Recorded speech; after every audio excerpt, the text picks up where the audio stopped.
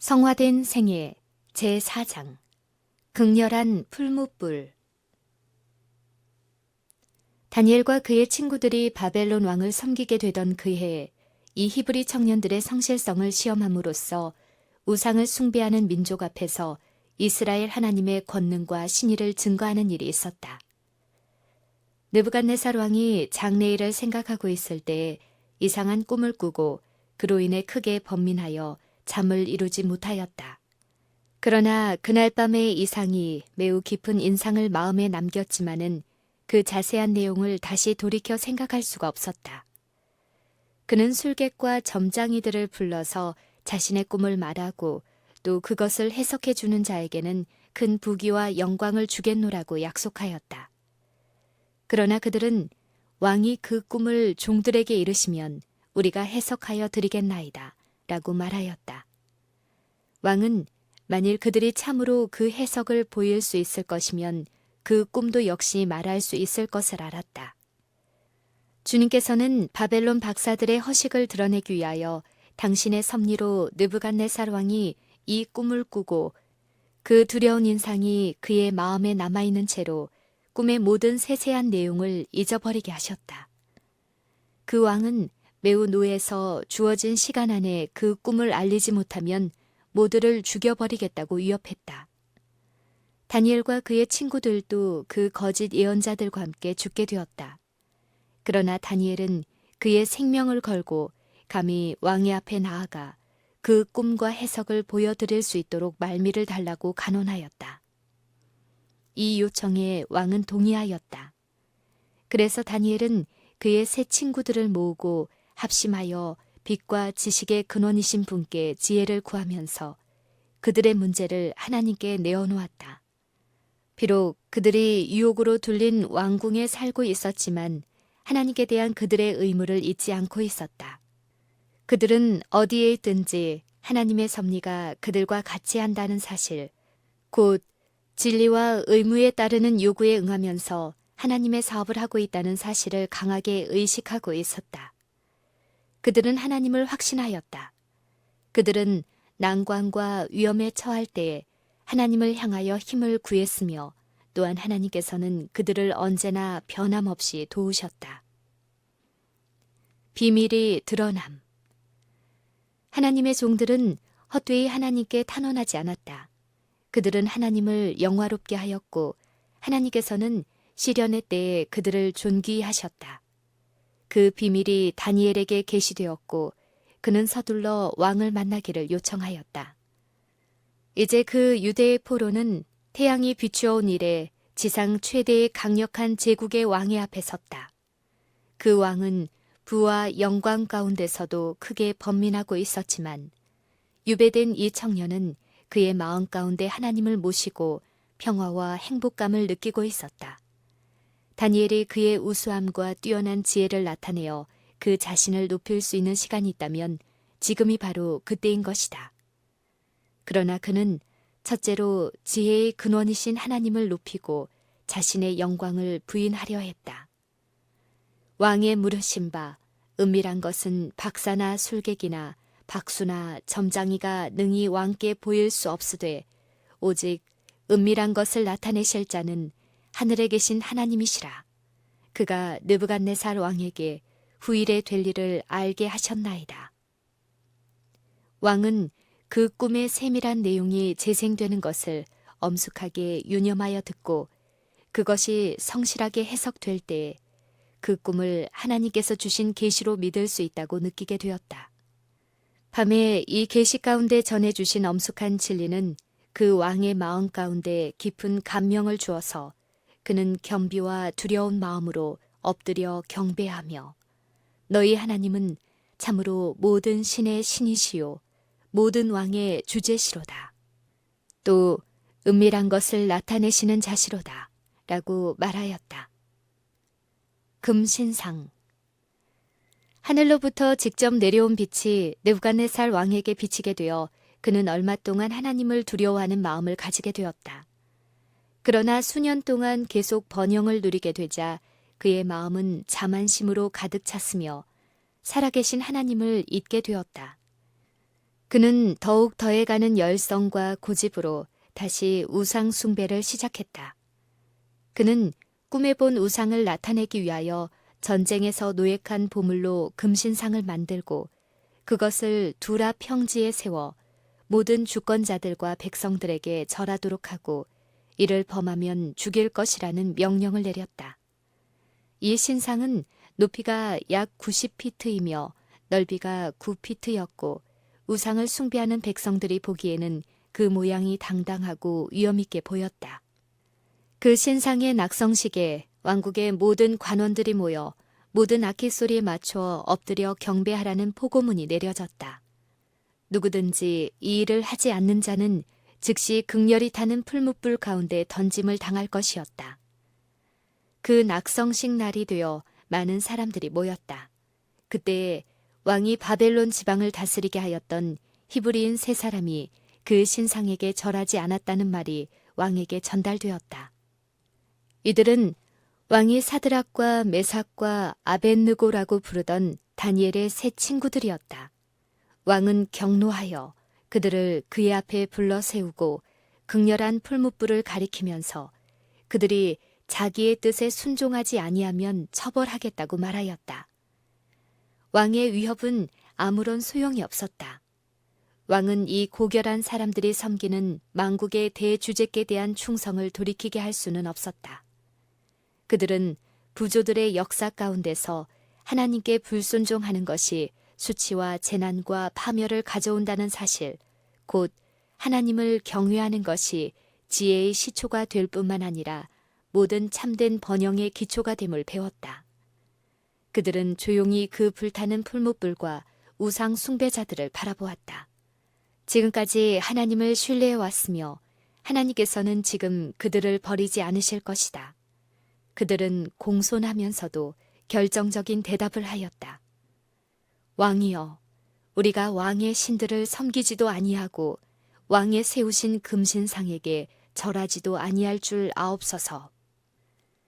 그 교만한 왕의 주위에는 귀인들과 관원들이 있었으며 여러 나라들을 정복한 군대가 있었고 그들은 모두가 한 가지로 왕을 신들의 지혜와 권세를 가진 자로 칭송하였다. 이 당당한 위세 가운데 히브리 세 청년들이 서서 계속 왕의 명령에 순종하기를 거부하고 있었다. 그들은 하나님의 요구에 거슬리지 않는 한 바벨론의 법령에 순종하였지만 그들의 조물주에게 돌릴 의무에서는 머리털만큼도 떠나지 않을 것이었다. 왕의 분노는 억제할 길이 없었다. 그의 권세와 영광이 최고도에 달해 있는데 천시받는 포로 민족의 대표자들에게 무시를 당한다는 것은 그의 자존심이 견딜 수 없는 모욕이었다. 풀무불을 평상시에 7배나 뜨겁게 하여 히브리 포로들을 그 안으로 던져 그 불꽃이 너무 맹렬하여서 그들을 던진 자들이 타서 죽었다. 무한하신 분의 임재. 갑자기 왕의 얼굴이 두려움으로 창백해졌다. 그는 타오르는 화염을 주시하다가 그의 모사들에게 돌아서서 묻기를 우리가 결박하여 불 가운데 던진 자는 세 사람이 아니었느냐 하니 그들이 대답하기를 왕이여 올소이다 하였다. 그러자 왕은 부르짖기를 내가 보니 결박되지 아니한 네 사람이 불 가운데로 다니는데 상하지도 아니하였고 그 넷째의 모양은 하나님의 아들과 같도다 하였다. 그리스도께서 자신을 인류에게 나타내실 때 보이지 않는 능력이 그 사람들의 심령에 말을 하고 있는 것이다. 그들은 무한하신 분과 함께 있음을 느끼게 된다. 하나님의 위엄 앞에서 왕과 귀족들은 떨며 살아계신 하나님께서 모든 권세 위에 존재하신다는 사실을 인정한다. 뉘우침과 부끄러운 생각에 왕은 지극히 높으신 하나님의 종 사드락, 메삭, 아벳느고야 나와서 이리로 오라고 외쳤다. 그래서 그들은 그 말에 순종하여 많은 무리들 앞에 아무런 해를 입지 않은 채로 나타나게 되었는데 그들의 의복에서는 불에 그슬린 냄새조차도 나지 않았다. 이 기적은 사람들의 마음 가운데 뚜렷한 변화를 일으켰다. 그런 허식을 위해 세워진 큰 금신상은 잊혀지게 되었다. 그 왕은 이 사람들의 하나님을 거스려 말하는 자가 있으면 사형을 당할 것이라는 법령을 발표했는데 이는 이같이 사람을 구원할 다른 신이 없음을 알았기 때문이다. 확고한 성실성과 성화된 생애.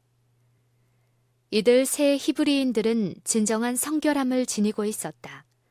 참된 그리스도인의 원칙은 결과를 달아보기 위하여 멈추지 아니할 것이다. 그들은 자기가 만일 이 일을 행하면 사람들이 자기를 어떻게 생각할까라든지 자기가 저것을 행하면 세상에서의 자기 앞길에 어떤 영향이 미칠까라고 묻지 않는다. 하나님의 자녀들은 그들이 하는 일로 하나님을 영광스럽게 하기 위하여는 하나님께서 무슨 일을 하기를 원하시는지를 간절히 사모하는 마음으로 알기 원한다. 주님께서는 당신을 따르는 모든 사람들의 마음과 생애가 신령한 은총에 의해 지배를 받고 또 그들이 세상에서 타올라 비추이는 빛이 되도록 충분한 준비를 하셨다. 이들 성실한 히브리 청년들은 본성적으로 위대한 재능을 소유했었고 최고의 지적 교양을 받았으며 이제는 존귀한 지위를 획득하였으나 이 모든 사실들로 인해서 하나님을 잊어버리지 않았다. 그들의 능력은 하나님의 은혜에 거룩하게 하시는 가마에 굴복되었다. 그들은 확고한 성실성으로 암흑 가운데서 그들을 불러내어 당신의 기이한 빛으로 인도하신 하나님께 찬송을 돌렸다. 허다한 무리들 앞에서 그들을 놀랍게 구원하신 그 구원 가운데 하나님의 능력과 위엄이 나타났다. 예수님께서는 극렬한 풀무불 가운데서 그들 곁에 계셔서 당신의 영광스러운 임재를 교만한 바벨론 왕으로 예수님 외에는 그렇게 하실 분이 없으시다는 것을 확신하게 하셨다. 하늘의 빛이 다니엘과 그의 친구들에게서 계속 비쳐나와 그들의 동료들이 자신들의 성품을 고상하게 하고 그들의 성품을 미화시키는 믿음을 이해하게 되었다. 당신의 신실한 종들을 구원하심으로써 주님께서는 하늘에 계신 하나님의 권위를 짓밟을 모든 지상의 권세들을 진압하시고 멸망시키리라는 당신의 주장을 선언하신다. 무기력한 자들에게 주는 교훈. 하나님을 위하여 무기력하고 우유부단하며 비겁한 자들에게 어떠한 교훈을 여기에 주셨는가? 위협과 위험에도 불구하고 의무를 저버리려 하지 않을 자들에게 얼마나 격려가 될 것인지.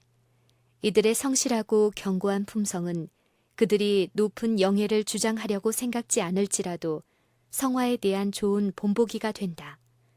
뚜렷하게 나타나지는 않지만 헌신한 그리스도인들에 의해 이루어진 선행은 생명책에 기록된 것들이 알려지고 심판장이 임석하여 책들을 펴게 될 때에야 비로소 평가될 것이다. 그리스도께서는 이런 부류의 사람들에게 관심을 가지시며 그들을 형제라고 부르기를 부끄러워하지 않으신다. 아주 친밀히 연합하며 하나님의 뜻에 그토록 일치하는 생애를 삶으로 찬란히 비치는 빛이 되고 몸과 혼과 영이 온전히 성화될 사람들이 지금 우리들 가운데서 한 사람이 있는 곳에 수백 명이 있어야 할 것이다. 빛의 자손과 암흑의 자손 사이에는 투쟁이 아직도 계속되고 있다. 그리스도의 이름을 부르는 자들은 그들의 노력을 약화시키는 무감각 상태를 물리치고 그들에게 부과된 중대한 책임에 응해야 할 것이다. 이렇게 하는 자들은 모두 하나님의 능력이 그들에게 나타나기를 기대할 수 있다. 세상의 구속자이신 하나님의 아들은 그들의 말과 그들이 하는 사업 가운데 나타나셔서 하나님의 이름이 영광을 받게 될 것이다. 사드락과 메삭과 아벳느고의 시대에서와 같이 지상의 역사가 맞춰지는 시기에서도 주님께서는 의를 위하여 확고부동하게 서는 사람들을 위하여 강력하게 역사하실 것이다. 극렬한 풀무불 가운데서 히브리 명사들과 동행하신 분께서는 당신을 따르는 이들이 있는 곳에는 어느 곳이든 그들과 함께 계실 것이다. 그분의 영원한 임재는 위로가 되며 지지가 될 것이다. 개국 이래로 없던 환란의 시기에도 주님께서 택하신 이들은 요동함 없이 설 수 있을 것이다. 사단이 모든 악한 무리들과 합세하여도 하나님의 성도 중 가장 약한 자라도 멸망시킬 수 없다. 탁월한 힘을 가진 천사들이 그들을 보호할 것이며 그들을 위하여 여호와께서는 당신을 신뢰해온 사람들을 최대한 구원하실 수 있도록 신들의 신으로서 당신 자신을 나타내실 것이다.